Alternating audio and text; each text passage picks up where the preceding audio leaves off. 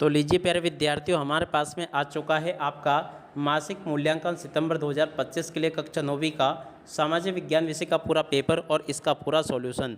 जी हाँ प्यारे बच्चों, पूरा का पूरा पेपर आपका आ चुका है, तो जल्दी से आप लोग इस पेपर को देख लें और पूरा का पूरा पेपर समझ लें। क्योंकि देखो प्यारे बच्चों, जैसा पेपर मैं आपको बताऊंगा ना, ठीक वैसा का वैसे पेपर आपका परीक्षा में आपको देखने को मिलेगा। एक भी क्वेश्चन का आंसर प्यारे बच्चों यहाँ से आपका मिस नहीं होगा।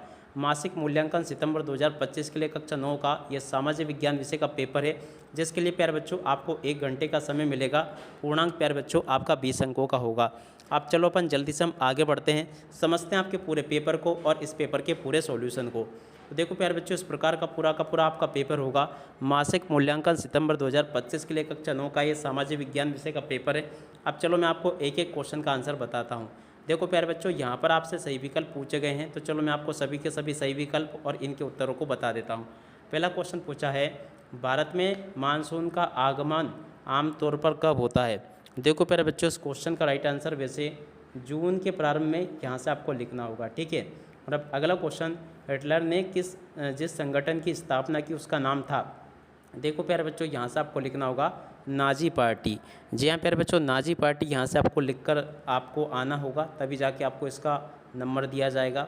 और अब अगला क्वेश्चन पढ़ते हैं, निम्नलिखित में से कौन भारत में निर्धनता का एक प्रमुख कारण है। देखो प्यारे बच्चों, यहाँ से आपको इन क्वेश्चन के उत्तर को देखना होगा। इसका राइट आंसर प्यारे बच्चों आपका आ जाएगा उपरोक्त सभी, ठीक है ना। यहाँ से आपको लिखना होगा उपरोक्त सभी इसके निर्धनता के कारण होंगे। और कोपेनहेगन किस देश में स्थित है। देखो प्यारे बच्चों, आपको ये बताना है कोपेनहेगन जो है ना कौन सा देश में, तो देखो प्यारे बच्चों ये जो है ना डेनमार्क देश में है, ठीक है ना। यहाँ से आप लोग इन क्वेश्चन के उत्तर को देख लें। यहाँ तक कि प्यारे बच्चों आपको मैंने सभी क्वेश्चन के उत्तर बता दिए। उसके बाद में देखो प्यारे बच्चों, यहाँ से आप लोग रिक्त स्थानों की पूर्ति को देख कर जाना। रिक्त स्थान पूर्ति आपके पेपर में परीक्षाओं में इस प्रकार से पूछी जाएगी, जैसा कि मैं आपको बता रहा हूँ। पहला क्वेश्चन पूछा है, विश्व के अधिकतर मरुस्थल कटिबंध में स्थित है। देखो प्यारे बच्चों, विश्व के अधिकतर मरुस्थल उष्ण कटिबंध में स्थित है। तो देखो यहाँ से आपको खाली जगह में क्या भरना होगा, इस प्रकार से प्यारे बच्चों आपको उष्ण लिखना होगा, ठीक है।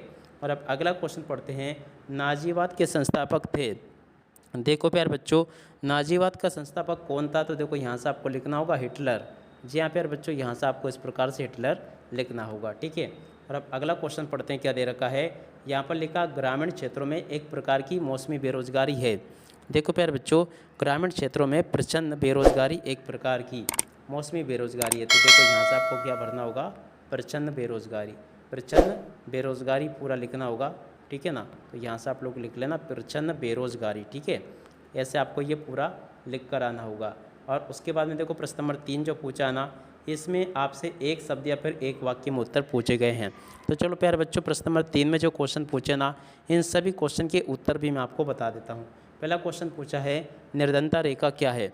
उसके बाद में देखो दूसरा क्वेश्चन पूछा है, नाथसीवाद के अनुसार कौन सी जाति सबसे श्रेष्ठ जाति थी।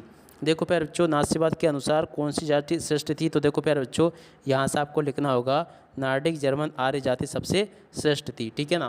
तो देखो प्यारे बच्चों, इन सभी क्वेश्चन के उत्तर मैं आपको बताऊंगा, मगर आप लोग पहले पूरा पेपर देख लो, इसके बाद में फिर मैं आपको सभी के सभी क्वेश्चन के उत्तर बताऊंगा। प्रश्न नंबर 4 प्यारे बच्चों ये पूछा है, प्रश्न नंबर 5 ये पूछा है, और छठा क्वेश्चन प्यारे बच्चों आपको ये दे रखा है। अब चलो प्यारे बच्चों, मैं आपको इन सभी क्वेश्चन के उत्तर और बता देता हूँ। तो लीजिए प्यारे बच्चों, यहाँ से आप लोग इन क्वेश्चन के उत्तर को देख लें। निर्धनता रेखा क्या, इस क्वेश्चन का उत्तर प्यारे बच्चों ये लिखा है, पूरा का पूरा आप लोग देख लेना। और उसके बाद में देखो, नाथसीवाद के अनुसार कौन सी जाति सर्वश्रेष्ठ जाति थी, इस क्वेश्चन का उत्तर प्यारे बच्चों ये लिखा है, ठीक है। और उसके बाद में देखो प्यारे बच्चों, अगला क्वेश्चन जो था ना आपका, एल नीनो का भारतीय मानसून पर क्या प्रभाव पड़ता है।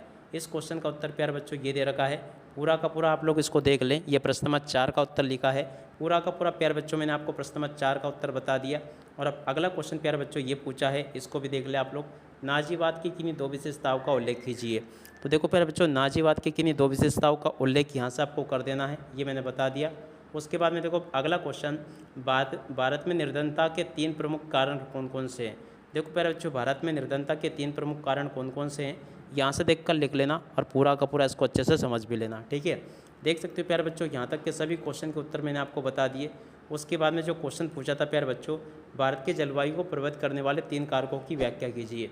देखो प्यारे बच्चों, 3 कारक ये लिखे हैं। इन सभी के सभी क्वेश्चन और इन क्वेश्चन के उत्तरों को आप लोग देख लेना, ताकि आप लोग अपनी परीक्षाओं में इनको लिख कर आ सके। निर्धनता उन्मूलन के लिए सरकार द्वारा चलाए जा रहे किन्हीं 2 कार्यक्रमों का वर्णन कीजिए। देखो प्यारे बच्चों, यहाँ से निर्धनता उन्मूलन के लिए कौन कौन से सरकारी कार्यक्रम चल रहे हैं उनके बारे में यहाँ पर आपको बताना था। तो देखो, इन क्वेश्चन के उत्तर ये लिखे हैं। उसके बाद में देखो, अगला क्वेश्चन ये पूछा प्यारे बच्चों, देख सकते हो, वारसाई की संधि क्या थी। देखो, वर्साई की संधि क्या थी, इस क्वेश्चन के उत्तर को यहाँ से देख लेना और पूरा का पूरा इसको अच्छे से याद कर लेना। इस प्रकार से प्यारे बच्चों, मेरे द्वारा आपको सभी के सभी क्वेश्चन और इन क्वेश्चन के उत्तर बता दिए गए हैं। एक भी क्वेश्चन का उत्तर प्यारे बच्चों यहाँ से आपका मिस नहीं होगा। अब इसी के साथ में प्यारे बच्चों, इस वीडियो को यहीं पर पूरा करते हैं। नमस्कार, जय हिंद, जय भारत।